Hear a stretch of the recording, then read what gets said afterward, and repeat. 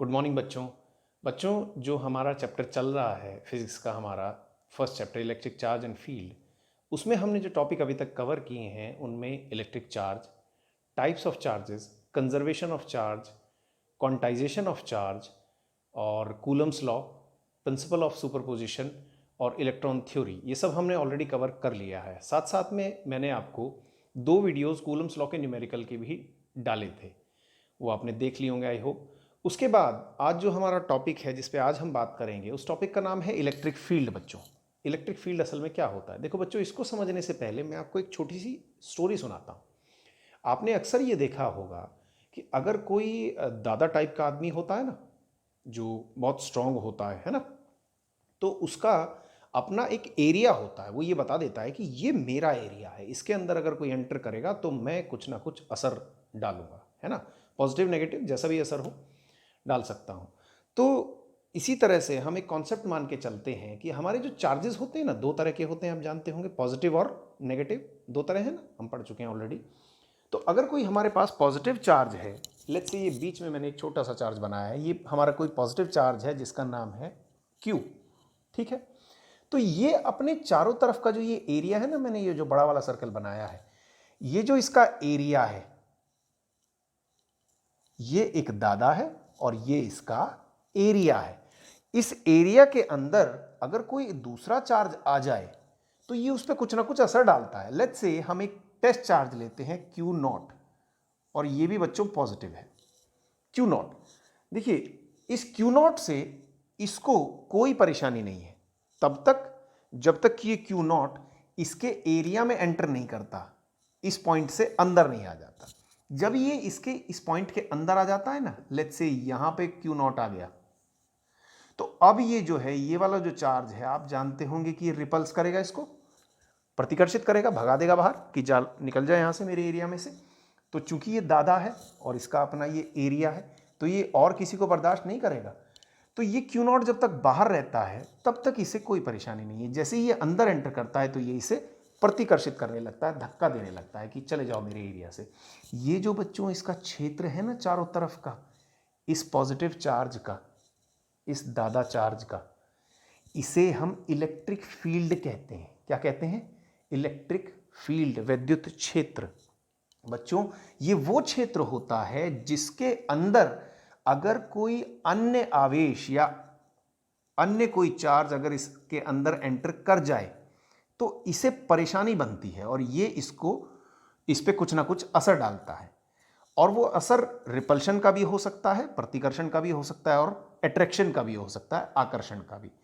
कैसे? अब चूंकि हम ये बात जानते हैं, हमने जो ये टेस्ट चार्ज लिया है बच्चों, इस टेस्ट चार्ज में और इस चार्ज में एक फर्क होता है। इसे हम कहते हैं सोर्स चार्ज, स्रोत चार्ज, स्रोत आवेश बल्कि, ठीक है। और इस Q0 को हम कहते हैं टेस्ट चार्ज। बच्चों, इस सोर्स चार्ज में और इस टेस्ट चार्ज में एक छोटा सा फर्क होता है। देखिए, एक बात समझने की कोशिश कीजिए। ये जो टेस्ट चार्ज हमने लिया है ना, ये बहुत छोटा होता है।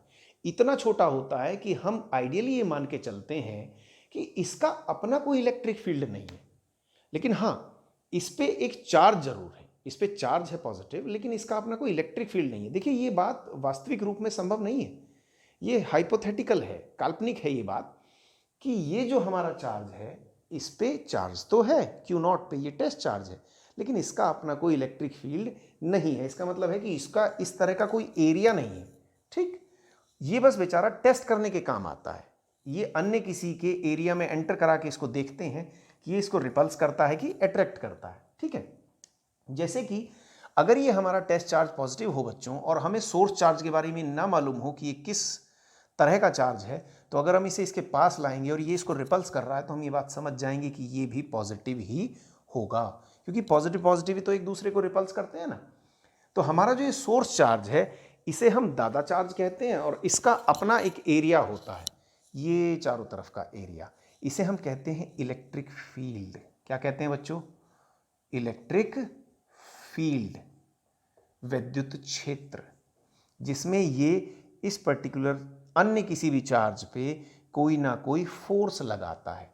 ये फोर्स रिपल्शन भी हो सकता है और अट्रैक्शन भी। अगर ये Q0 जो है ये नेगेटिव हो जाए तो ये इसको अट्रैक्ट भी कर लेगा, बाहर कोई असर नहीं डालेगा, लेकिन जैसे ही इसके अपने एरिया में एंटर करेगा, ये इसको अट्रैक्ट कर लेगा या रिपल्स करेगा।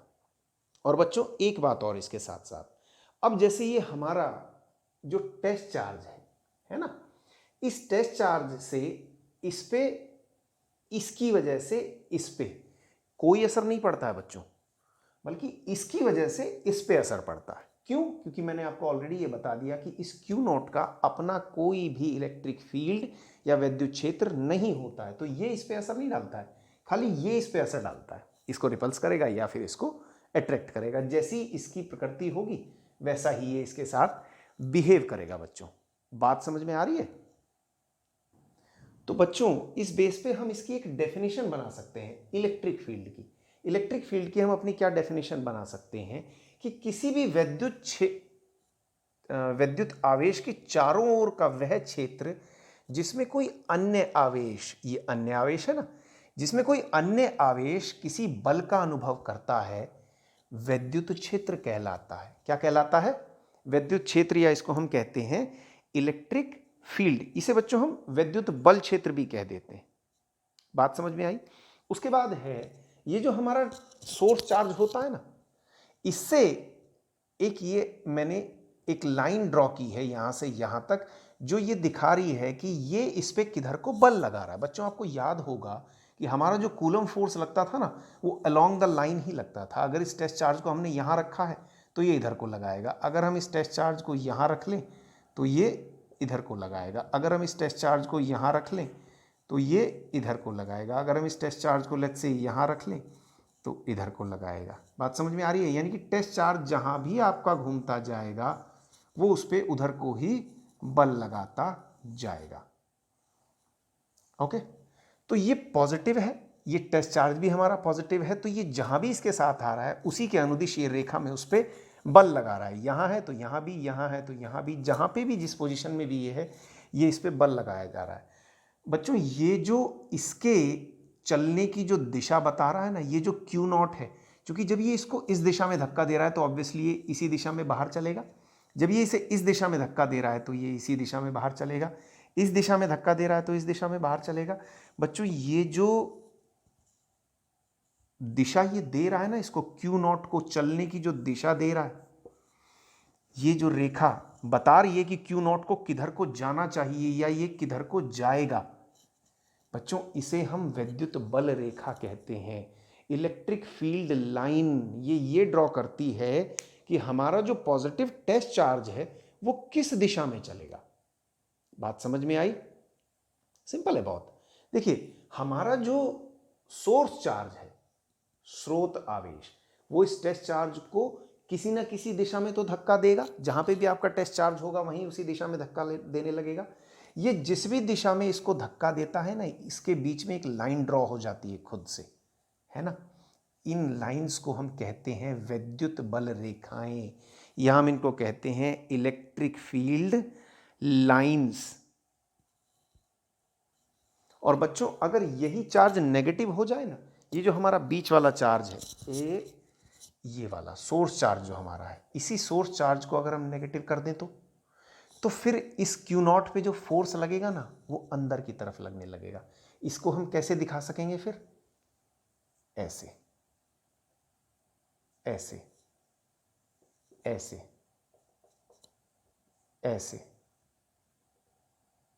ऐसे और ऐसे, है ना।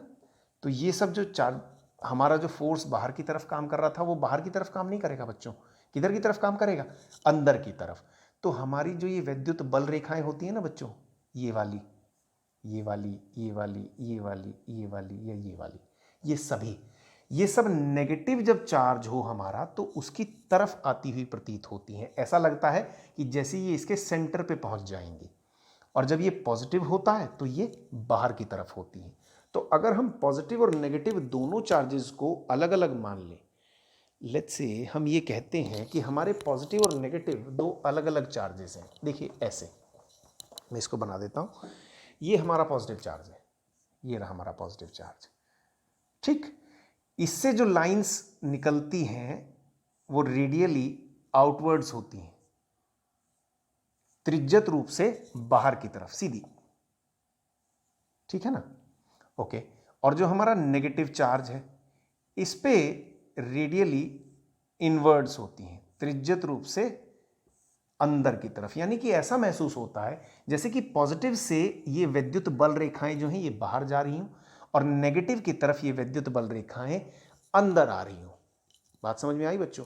तो अगर हम ये मान लें कि इन दोनों के बीच ही कोई फोर्स काम करने लगा, प्लस और माइनस के बीच, ये दो अलग अलग चार्जेस हैं, इनके बीच में अगर कोई फोर्स काम करने लगा तो उसकी जो दिशा होगी वो इससे इसकी तरफ को होगी, इससे इसकी तरफ को हो जाएगी। ये जो लाइन है ये आपस में ऐसे कनेक्ट हो जाएगी, ऐसे कनेक्ट हो जाएगी, ऐसे करके इन लाइंस को हम ड्रॉ कर सकते हैं।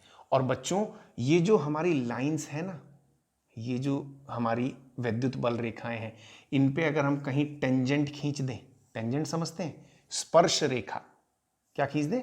स्पर्श रेखा। अगर हम इन पे स्पर्श रेखा खींच देते हैं ना तो वो बल F की दिशा बताती है। किसकी दिशा बताती है? बल F की। वही हमारा फोर्स जिसे हम अब तक पढ़ते हुए आ रहे हैं, ठीक है ना। उसके बाद अगर हम दो चार्जेस ले लें कि जो कि दोनों पॉजिटिव पॉजिटिव ही हो, लेट्स से हमारे पास जो दोनों चार्जेस हैं वो पॉजिटिव और नेगेटिव होने की बजाय लेट्स से पॉजिटिव पॉजिटिव ही हो जाएं, ये चार्ज भी पॉजिटिव हो और ये यहाँ जो चार्ज है वो भी पॉजिटिव ही हो।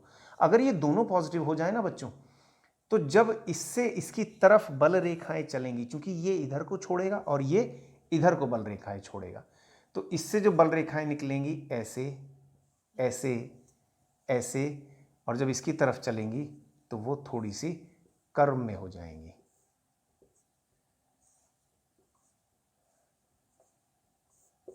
रीजन समझ गए बच्चों? क्योंकि ये कर्व में क्यों हो जाएंगी?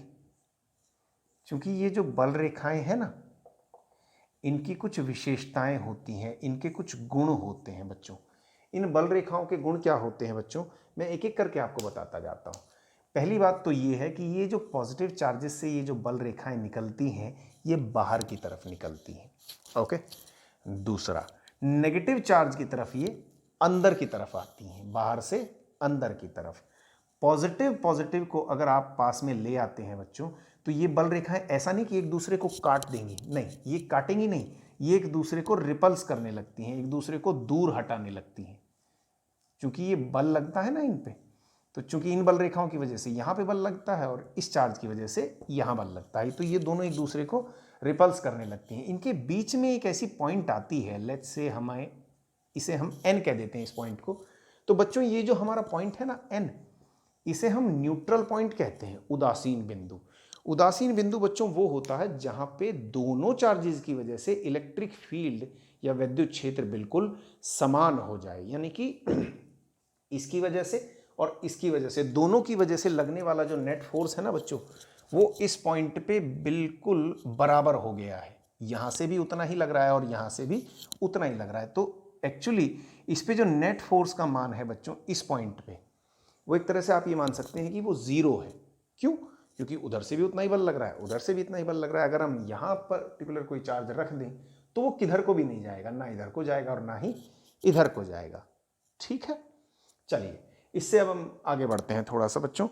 तो अब चूंकि ये पॉजिटिव पॉजिटिव हमने लिए, तो ये विद्युत बल रेखाएं एक दूसरे को रिपल्स करती हैं। बच्चों इनमें जो गुण होते हैं उनमें से एक आध मैंने आपको बता दिया कि पॉजिटिव में से बाहर की तरफ निकलती हैं, नेगेटिव में ये इनकी तरफ आती हैं। दूसरा इनका गुण होता है कि ये जो बल रेखाएं हैं ये पॉजिटिव चार्ज से चल के और नेगेटिव चार्ज पे समाप्त होती हैं, यानी कि यहाँ से ये चलेंगी और अगर ये नेगेटिव होता, जो इससे पहले वाला डायग्राम मैंने बनाया था उसमें मैंने बनाया था कि पॉजिटिव से चलती हैं और नेगेटिव पे आके समाप्त हो जाती हैं।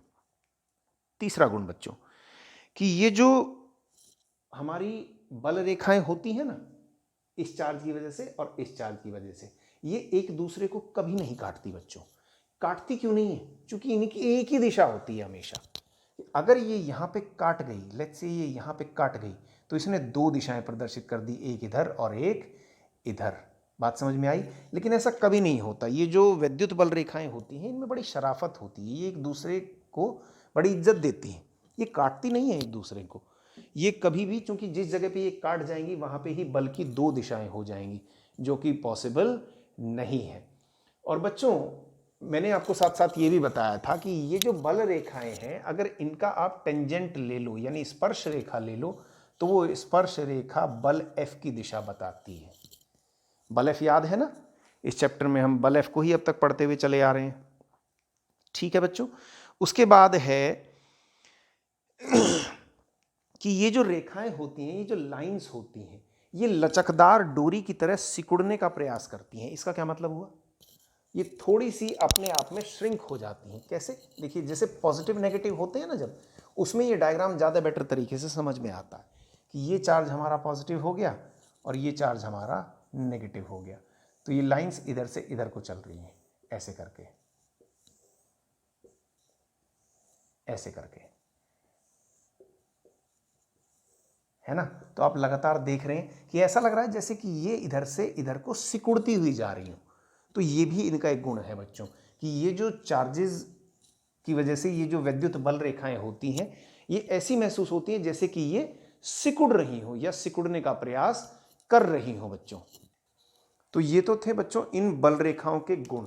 उसके बाद आता है इस चैप्टर का बहुत ही इंपॉर्टेंट टॉपिक जिसका नाम है विद्युत क्षेत्र की तीव्रता, या इसे हम कहते हैं इंटेंसिटी ऑफ इलेक्ट्रिक फील्ड। ये तो हमने समझ लिया कि हमारा जो ये पॉजिटिव चार्ज है ना, दादा चार्ज जिसे हम सोर्स चार्ज भी कहते थे, इसके चारों तरफ एक इलेक्ट्रिक फील्ड होता था, और उस इलेक्ट्रिक फील्ड की वजह से हमारा जो टेस्ट चार्ज होता था ना, छोटा सा चार्ज ये वाला, है ना, इस पे जब ये इसके अंदर आता था, किसी भी पॉइंट पे पहुंचता था, तो इस पे एक बल लगता था बच्चों।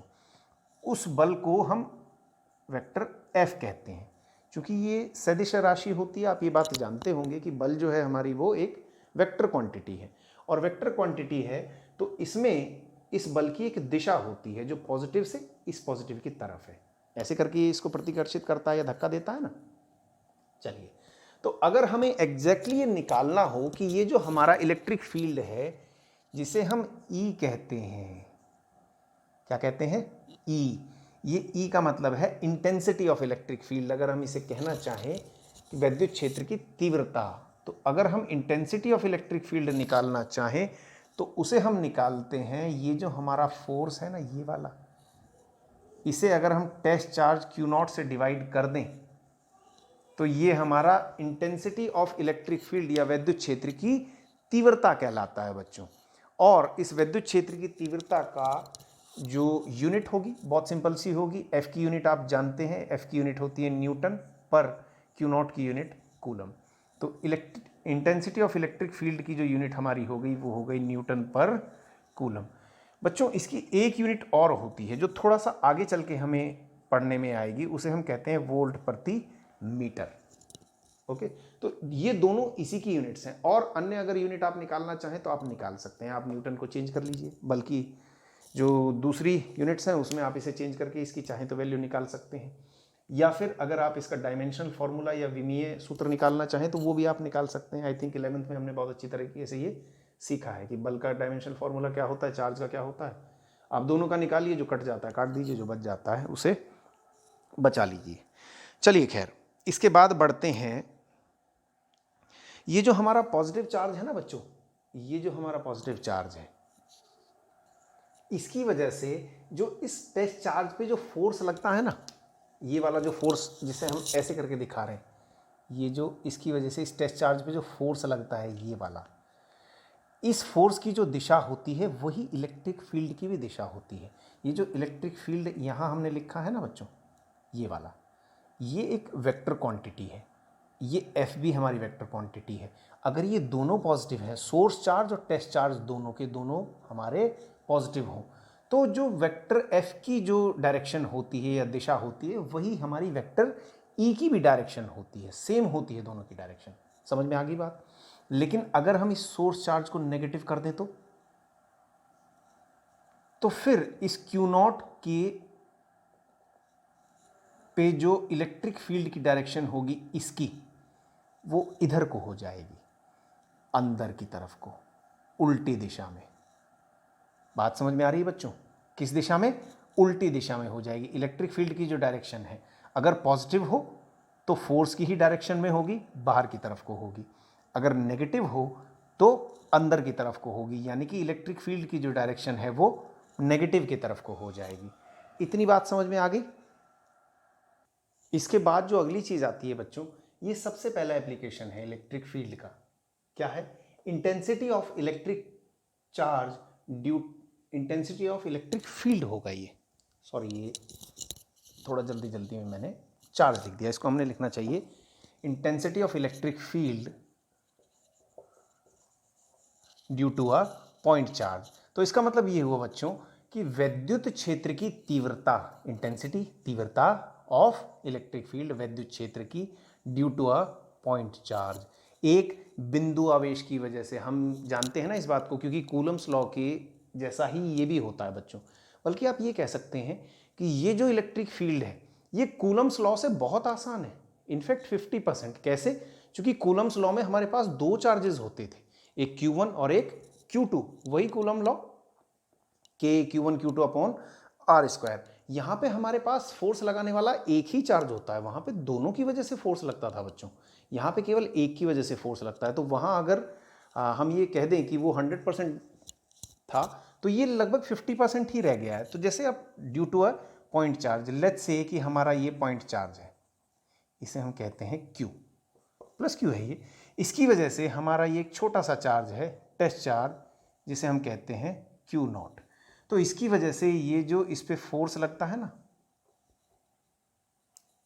इसकी वजह से इस पे लगने वाला फोर्स, लेट्स से अगर ये फोर्स है वेक्टर F, तो अगर हम इस पॉइंट चार्ज की वजह से इस पे, इस बिंदु पे, लेट्स से कि ये बिंदु है P और ये पॉइंट चार्ज रखा है O पे, तो हमारा जो फोर्स लगेगा उसकी जो डायरेक्शन होगी, दिशा होगी, वो O से P की तरफ को होगी, है ना। अगर हम इंटेंसिटी ऑफ इलेक्ट्रिक फील्ड निकालना चाहें तो E बराबर, चूंकि हम ये अभी अभी थोड़ी देर पहले पढ़ के आए हैं, E बराबर F अपॉन Q0, है ना। तो अगर इसको हम वैल्यू कर दें, जो हमने F है हमारा, ये हमारा इलेक्ट्रिक फोर्स है जो हमारा कूलम फोर्स कहलाता है, इसकी वैल्यू होती है K, Q1 की जगह है Q, Q2 की जगह है Q0 upon R square, upon में ये Q0 भी है, इस Q0 से Q0 कैंसिल हो गया, तो ये वैल्यू हमारी बची K Q upon R square. ये हमारा इलेक्ट्रिक फील्ड का फॉर्मूला हो गया। तो हमारा इलेक्ट्रिक फील्ड E बराबर हुआ K Q upon R square, है ना, सिंपल। इस K की वैल्यू वही है 1/4 पाई एप्सिलॉन नॉट, और ये डिपेंड करती है मीडियम पे। अगर मीडियम एयर है तो इसकी वैल्यू 9 × 10⁹ लेके और Q अपॉन R स्क्वायर। देखो ये कोलंबियन फोर्स से भी ज़्यादा इजी हो गया कि नहीं हो गया। कोलंबियन फोर्स में तो Q1 और Q2 होते थे, यहाँ पे तो सिंपल Q ही है, केवल इसी की वजह से फोर्स लगता है, और इसकी जो डायरेक्शन होगी वो F की दिशा में ही होगी। अगर ये नेगेटिव हो गया तो इसकी इलेक्ट्रिक फील्ड की जो डायरेक्शन हो जाएगी वो उल्टी दिशा में हो जाएगी। सिंपल बात है, इसमें कोई बहुत ज़्यादा टिपिकल कोई ऐसी चीज़ नहीं है बच्चों। जिसने कूलम्बियन फोर्स वाला जो लेक्चर है वो ध्यान से पढ़ लिया, उसके लिए बेहद आसान है। और इसके न्यूमेरिकल भी, मैं आपको ये अच्छी बात बता देता हूँ कि इसके न्यूमेरिकल भी बिल्कुल कूलम्स लॉ की तरह ही होते हैं, वही ऑलमोस्ट फॉर्मूला है। देखो ना, E = K Q upon R square, बस Q2 की कमी है ना। Q2 ये हमारा Q0 से Q0 कट गया तो वो चला गया, तो हमारे लिए चीज़ों को बल्कि और आसान कर रहा है। और इसकी यूनिट भी वही होगी बच्चों, अभी थोड़ी देर पहले हमने इसकी यूनिट निकाली थी ना, F की वजह से एक यूनिट आई थी न्यूटन, और Q0 की वजह से एक यूनिट आई थी कूलम, तो इसकी यूनिट हो गई न्यूटन पर कूलम, है ना। बहुत सिंपल सा। चलिए अब इसमें थोड़ा सा और आगे बढ़ते हैं। इसमें जो हमारा आगे वाली चीज़ें हैं उनमें हम सबसे पहले देखते हैं कि अगर आपको याद हो तो कूलम फोर्स में एक नई चीज़ आई थी जिसे हम कहते हैं प्रिंसिपल ऑफ सुपरपोजिशन या अध्यारोपण का सिद्धांत। तो यहाँ पे भी एक अध्यारोपण का सिद्धांत होता है बच्चों। अध्यारोपण का सिद्धांत भी बिल्कुल वैसा ही है जैसे कूलम वाला था। इसको मैं यहाँ से रब कर देता हूँ और फटाफट 2 मिनट के अंदर उसको आपको बता देता हूँ। एक्चुअली बताना नहीं है, बस आपको रिकॉल कराना है। जो कूलम्बियन फोर्स में हमने अध्यारोपण का सिद्धांत पढ़ा था, लेट्स से आपका ये कोई चार्ज है E, यहाँ पे आपका कोई दूसरा चार्ज है E1, यहाँ पे आपका, अरे मैं E नहीं, सॉरी, ये चार्ज है Q, यहाँ पे आपका कोई दूसरा चार्ज है Q1 यहाँ पे आपका कोई दूसरा चार्ज है, Q2 यहाँ पे आपका कोई तीसरा चार्ज है, Q3 यहाँ पे आपका कोई चार्ज है, Qn। सिंपल। तो अब ये Q1 की वजह से Q पे फोर्स लगेगा। अगर हमें नेट फोर्स निकालना हो इस पे कुल बल, तो इस Q1 की वजह से जो इस पे फोर्स लगेगा इधर को लगेगा, ये दिशा हो गई। Q2 की वजह से जो लगेगा इधर को लगेगा, ये दिशा हो गई। Q3 की वजह से जो लगेगा इधर को लगेगा, ये दिशा हो गई। Qn की वजह से जो फोर्स लगेगा इधर को लगेगा, ये दिशा हो गई। अगर हमें इस पे Q पे नेट फोर्स निकालना हो ना, तो इसकी वजह से जो हमारा इलेक्ट्रिक फील्ड लगेगा वो लगेगा E1, बल्कि फोर्स नहीं, हमें निकालना है नेट इलेक्ट्रिक फील्ड। अब ये फोर्स और इलेक्ट्रिक फील्ड बच्चों बार बार है ना आपस में चूंकि एक दूसरे से बिल्कुल मिलते जुलते हैं, जैसे कूलम्बियन फोर्स हमारा काम करता था सेम काम हमारा इलेक्ट्रिक फील्ड भी करता है, उससे ये कुछ अलग नहीं है, बल्कि मैंने आपको ऑलरेडी बता दिया कि ये उससे 50% ईजी ही है। जैसे अब चूंकि इस पे इसकी वजह से जो इस पे इलेक्ट्रिक फील्ड काम करेगा अगर उसे E1 रख लें, तो इस Q2 की वजह से इस पे जो इलेक्ट्रिक फील्ड काम करेगा अगर उसे E2 रख लें, तो इसकी वजह से जो इलेक्ट्रिक फील्ड काम करेगा उसे E3 रख लें, तो इसकी वजह से जो काम करेगा उसे हम En रख लें। तो बच्चों अगर हम इन सारे इलेक्ट्रिक फील्ड्स को जोड़ दें, इनका वेक्टर एडिशन कर दें ऐसे, तो हमारा जो टोटल इलेक्ट्रिक फील्ड इस पे लगता है ना, वो इन सब के टोटल के बराबर होता है। कितनी सिंपल सी बात है। यही करता था ना अध्यारोपण के सिद्धांत में भी, प्रिंसिपल ऑफ सुपरपोजिशन जो कूलम्बियन फोर्स के बाद मैंने आपको बताया था, कूलाम के नियम में जो काम करता था, वहां पे भी तो यही होता था कि वेक्टर सम हो जाता था सबका। वेक्टर एफ बराबर होता था vector F1 plus vector F2 plus vector F3 plus up to vector Fn। जितने भी चार्जेस हैं उतना ही फोर्स लगता रहता है। और अच्छी बात ये होती है बच्चों, वहां भी यही था और यहाँ भी यही नियम है कि ये जो इलेक्ट्रिक फील्ड है Q1 की वजह से जो इलेक्ट्रिक फील्ड लग रहा है वो Q2 इसको डिस्टर्ब नहीं करेगा, Q3 इसको डिस्टर्ब नहीं करेगा, Q2 को या Q1 को। Qn, Q3, Q2, Q1 इनमें से किसी के इलेक्ट्रिक फील्ड को डिस्टर्ब नहीं करेगा। ये सारे चार्जेस अपने अपने इलेक्ट्रिक फील्ड लगा रहे हैं, इन्हें अपने से मतलब है। और टोटल इलेक्ट्रिक फील्ड कितना लग रहा है, जितना इनको सबको अगर इनका वेक्टर सम कर दिया जाए तो ये टोटल लग रहा है। इसका मतलब ये है कि इनमें से अगर कोई नेगेटिव है तो वो नेगेटिव लिया जाएगा, अगर कोई पॉजिटिव है तो वो पॉजिटिव लिया जाएगा। आप जानते हैं कि वेक्टर फॉर्म में पॉजिटिव और नेगेटिव का मतलब क्या होता है। पॉजिटिव का मतलब होता है एक दिशा, नेगेटिव का मतलब होता है विपरीत दिशा। सिंपल। तो इन्हें आप इस तरह से प्रिंसिपल ऑफ सुपरपोजिशन से जोड़ सकते हैं बच्चों। ओके। इसके बाद अगर हम इसके छोटे मोटे से न्यूमेरिकल ले लें तो कैसे कैसे न्यूमेरिकल हम इसमें कर सकते हैं बच्चों। इसके न्यूमेरिकल में और जो हमारा कूलम्बियन फोर्स वाले न्यूमेरिकल थे ना, उनमें कोई फर्क नहीं आएगा, बिल्कुल एक जैसे ही काम करेंगे। वहां पे दो चार्जेस होते थे, यहाँ तो चार्ज भी एक ही रह गया। लेट्स से कि अगर हमारा एक कोई क्वेश्चन आ जाता था आपके पास कि एक इलेक्ट्रॉन के कारण निर्वात में 1 मीटर दूरी पर विद्युत क्षेत्र की तीव्रता ज्ञात करो। क्या क्वेश्चन है? इलेक्ट्रॉन के कारण निर्वात में 1 मीटर की दूरी पर विद्युत क्षेत्र की तीव्रता ज्ञात करो। लेट्स से यहां पे एक इलेक्ट्रॉन है ये रहा एक इलेक्ट्रॉन, ये रही 1 मीटर की दूरी, ये डिस्टेंस हो गया 1 मीटर। यहां पे ये कोई बिंदु है P, ये इलेक्ट्रॉन कहां पे रखा है? लेट्स से O पे रखा है। तो ये कहता है इस इलेक्ट्रॉन की वजह से 1 मीटर की दूरी पे यहां पे विद्युत क्षेत्र की तीव्रता E, इलेक्ट्रिक फील्ड इंटेंसिटी बताओ। तो हमारा सिंपल सा फॉर्मूला है E is equal to 9 into 10⁹, क्योंकि इसने पहले ही बोल दिया वैक्यूम में, निर्वात में बता दिया इसने। तो K का मान हो गया 9 इंटू 10⁹, Q की वजह से Q तो अब केवल एक ही रह गया, तो E का मान हो गया 1.6 इंटू 10⁻⁻19। और कितनी दूरी है? R स्क्वायर की जगह हो गया 1 का स्क्वायर। सिंपल। E बराबर हो गया 9 और 16, इन दोनों को अगर मल्टीप्लाई कर लें तो ये आएगा 1.44 इंटू 10⁻9 प्लस है 10⁻⁻19 है। तो अगर इन दोनों को रख दिया जाए तो माइनस और ये प्लस 10⁻⁻10 न्यूटन पर कूलम। सिंपल। दिशा उल्टी।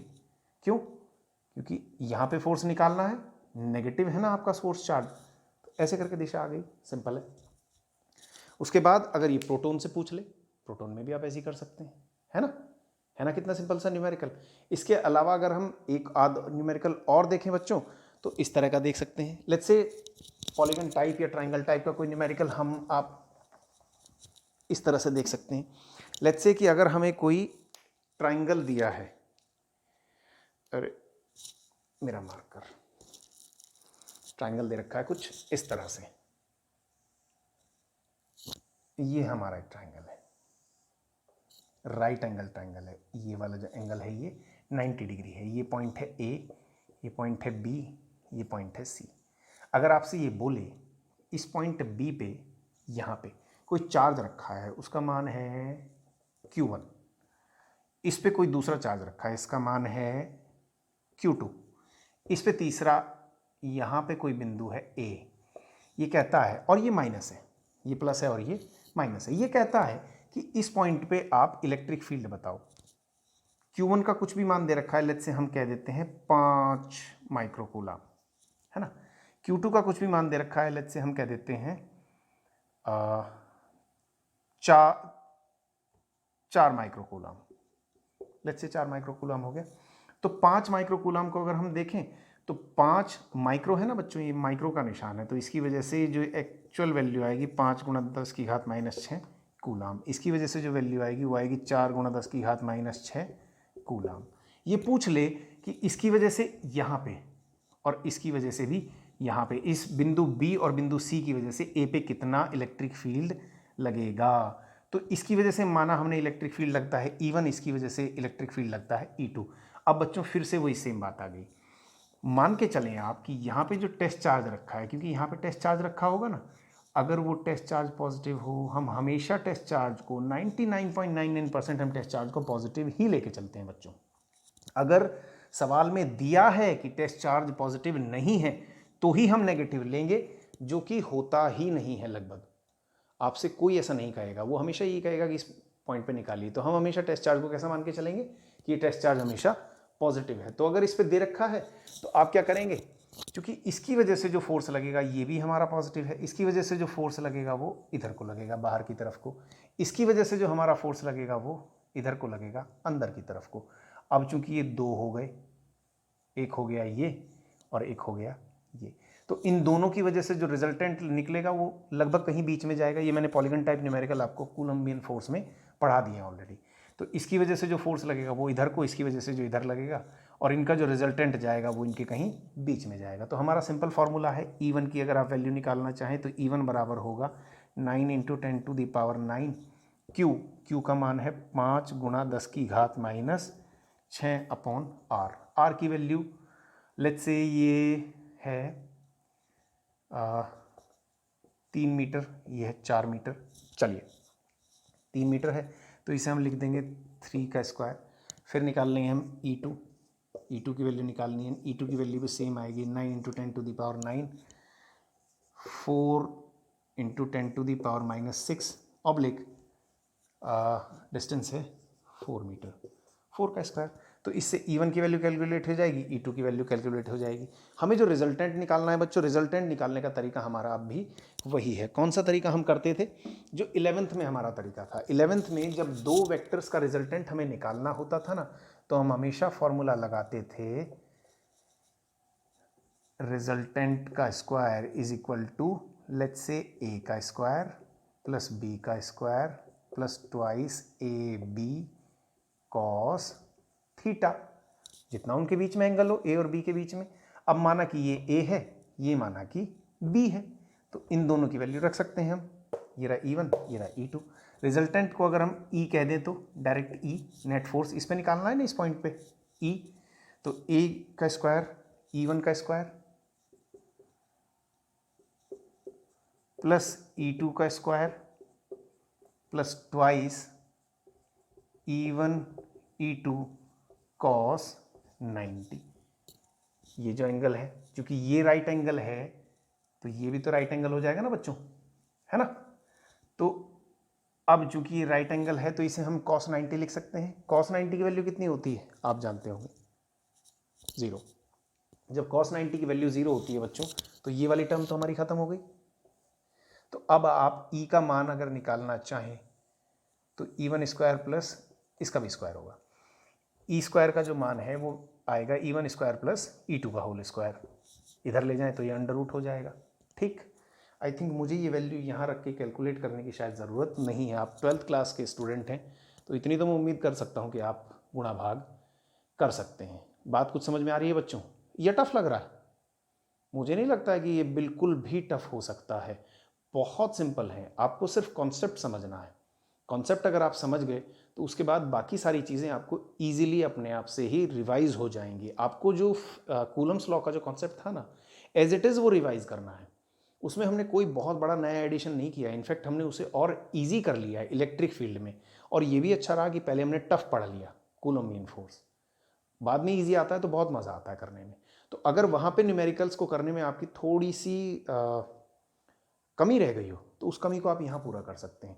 उन्हीं सारे न्यूमेरिकल्स को जो वहाँ पे आपने किए थे आप इलेक्ट्रिक फील्ड के लिए भी सॉल्व कर सकते हैं। बस आपको जो दूसरा चार्ज है उसको ख़त्म कर देना है कि दूसरा चार्ज कोई है ही नहीं, तो इस पॉइंट की वजह से इलेक्ट्रिक फील्ड निकालो, इस पॉइंट की वजह से इलेक्ट्रिक फील्ड निकालो, इनका रिजल्टेंट निकाल लो। कूलम्बियन फोर्स में भी तो हम यही करते थे, यहाँ पे कुछ वैल्यू ले लेते थे, फिर हम Q1 Q2 रखते थे। Q1 Q2 की बजाय अब आपको सिर्फ Q ही रखना है ना। तो जितने भी आपने कूलम्बियन फोर्स के न्यूमेरिकल किए थे ना, उन सारे न्यूमेरिकल्स को आप इलेक्ट्रिक फील्ड के न्यूमेरिकल में चेंज कर सकते हैं। आपकी प्रैक्टिस डबल हो जाएगी, टॉपिक 2 कवर हो जाएंगे, जिनमें से कि एक थोड़ा सा टफ था, ये वाला बहुत ईजी है। और इसमें तीसरे टाइप के जो न्यूमेरिकल है ना बच्चों, वही है हमारा जो हमने कूलम्बियन फोर्स में किया था, वो भी मैं आपको बहुत जल्दी जल्दी करके एक बार बता देता हूँ कैसे कर सकते हैं। तीसरी हमारी जो टाइप थी, तीसरी टाइप के न्यूमेरिकल्स में हमारा क्या होता था कि जैसे ये एक लाइन दे रखी है, ये 2 चार्जेस हैं, ये हमारा चार्ज है लेट्स से Q1, ये हमारा चार्ज है Q2, प्लस के हैं, माना दोनों के दोनों प्लस के हैं। तो इसमें हम ये देख लेते थे कि अगर हमें किसी एक पर्टिकुलर चार्ज पे अगर फोर्स निकालना होता था उस जगह, अब हम यहाँ पे फोर्स की बजाय क्या निकालेंगे, इलेक्ट्रिक फील्ड। तो इलेक्ट्रिक फील्ड निकालने के लिए बच्चों हम क्या करते हैं कि तो आपको ऐसे 2 पॉइंट चार्ज देके बच्चों, लेट्स से हम इन पॉइंट चार्जेस की कुछ वैल्यू भी मान लेते हैं ताकि आपको एक न्यूमेरिकल सा लगने लगे। चलिए, माना कि हमारे इस पॉइंट चार्ज की वैल्यू है 5 माइक्रोकूलम और हमारे इस पॉइंट चार्ज की वैल्यू है लेट्स से 10 माइक्रोकूलम, है ना। तो माइक्रोकूलम है तो इसे हम वैल्यू कर लेंगे 5 × 10 की घात -6, इसे हम वैल्यू कर लेंगे कूलम, है ना। ये हो जाएगा हमारा 10 × 10 की घात -6 कूलम। ठीक, तो ये कह देता है कि इस लाइन पे किस जगह पे इलेक्ट्रिक फील्ड जो है वो 0 हो जाएगा। अब देखो बच्चों, हम मान के चलते हैं, देखिए अगर चार्जेस दोनों बिल्कुल बराबर हों, ये भी 5 माइक्रोकूलम हो, ये भी 5 माइक्रोकूलम हो, तो बिल्कुल आप बिंदास लिख दीजिए कि इसमें बिल्कुल सेंट्रल पॉइंट पे इलेक्ट्रिक फील्ड 0 हो जाएगा। क्योंकि अब जो हमारा यहाँ टेस्ट चार्ज आएगा, जब ये दोनों बराबर हों, ये भी 5 ये भी 5, ठीक, तो ये जो हमारा चार्ज है, जो ये जो इस पे टेस्ट चार्ज पे फोर्स लगाएगा वो इधर को लगाएगा, ये जो इस पे फोर्स लगाएगा वो इधर को लगाएगा, क्योंकि दोनों पॉजिटिव है और टेस्ट चार्ज भी हमारा पॉजिटिव है। तो जब ये दोनों बराबर हैं, ये भी बराबर और ये भी बराबर, तो ये बिल्कुल मिड पॉइंट पे जो इलेक्ट्रिक फील्ड की इंटेंसिटी है वो कितनी हो जाएगी, 0। ये भी उतना ही लगा रहा है और ये भी उतना ही लगा रहा है। लेकिन अगर ये बड़े और छोटे हैं, लेट्स से ये 5 माइक्रोकूलम का चार्ज है और ये 10 माइक्रोकूलम का चार्ज है, तो ये बिल्कुल सेंट्रल पॉइंट पे 0 नहीं होगी बच्चों, ये थोड़ा सा इधर उधर खिसक जाएगी। चलिए देखते हैं, मान लेते हैं हम कि इसमें जो हमारी इंटेंसिटी ऑफ इलेक्ट्रिक फील्ड है, लेट्स से ये इस जगह पे कहीं है और इनके बीच का जो हमने डिस्टेंस माना है वो माना हमने r बराबर 1 मीटर। ओके, तो यहाँ से जो डिस्टेंस आ गया वो हो गया x, यहाँ से जो आ गया वो आ गया 1 - x। सिंपल सॉल्व कर सकते हैं। E1 is equal to k q upon r square, q upon r square. q का मान है 5 × 10 की घात -6 upon r square, r square का मान है x square. E2 is equal to k, q की वैल्यू 10 माइक्रोकूलम, 10 × 10 की घात -6 अपॉन 1 - x का होल स्क्वायर। हो गया। अब जहाँ पे इलेक्ट्रिक फील्ड 0 होगा उसका मतलब है कि उस जगह पे E1 बराबर होगा E2 के, जैसे वहाँ F1 बराबर होता था F2 के। E1 बराबर हो जाएगा E2 के। तो इस वाली इक्वेशन को और इस वाली इक्वेशन को एक दूसरे के बराबर कर दीजिए। x की वैल्यू निकालनी है। x की वैल्यू जैसे ही आप फाइंड आउट करेंगे यहाँ से वो डिस्टेंस आ जाएगी, जैसे मैंने वहाँ पे भी कराया था कूलम्बियन फोर्स वाले न्यूमेरिकल में। तो अब आपने देखा बच्चों कि ये बिल्कुल कूलम्बियन फोर्स का भाई है और उसका छोटा भाई है, आसान वाला भाई। तो जो न्यूमेरिकल आपने वहाँ किए थे उन न्यूमेरिकल को आप इसमें भी ट्राई कर सकते हैं। एक बात और बच्चों, देखिए कूलम्बियन फोर्स को करने के बाद इसको कीजिएगा, तब ये इजी लगेगा। अगर आपने कूलम्बियन फोर्स नहीं पढ़ा है तो उन लेक्चर्स को जाके ज़रूर देखिए, उसके बाद इसको कीजिए। बात समझ में आई बच्चों? चलिए खैर, इस लेक्चर में इतना ही। अगर आपको ये लेक्चर अच्छे से समझ में आया हो तो आप इसे लाइक, शेयर और सब्सक्राइब करें, दूसरे लोगों को भी बताएं ताकि उन्हें भी फ़ायदा हो सके। और बच्चों, इन सब न्यूमेरिकल को करने के बाद अगर फिर भी आपको कोई प्रॉब्लम आती है तो आप पूछ सकते हैं, ठीक है? चलिए, अपना ध्यान रखिए बच्चों और लगातार पढ़ाई करते रहें।